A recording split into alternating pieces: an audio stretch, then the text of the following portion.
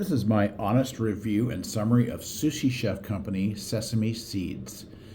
I use these a lot when I'm making sweet and sour chicken or kung pao chicken or any of the oriental Chinese foods that I make here at home. Love them. I toast them up in a frying pan, in a dry frying pan, just to bring out that true sesame flavor. Sushi Chef Sesame Seeds are a popular ingredient used in sushi and other Japanese dishes. These high quality seeds are roasted to bring out their natural flavor and aroma and can be used as garnish or mixed into dishes for added texture and flavor. One downside of the product is that the seeds may lose their freshness quickly if not stored properly, and I would agree with that. I did have some that kind of lost their flavor because the cap was left off.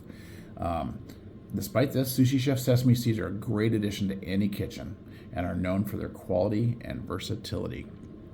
I would highly recommend these. I've had a couple of other different brands of them, and these ones are my favorite.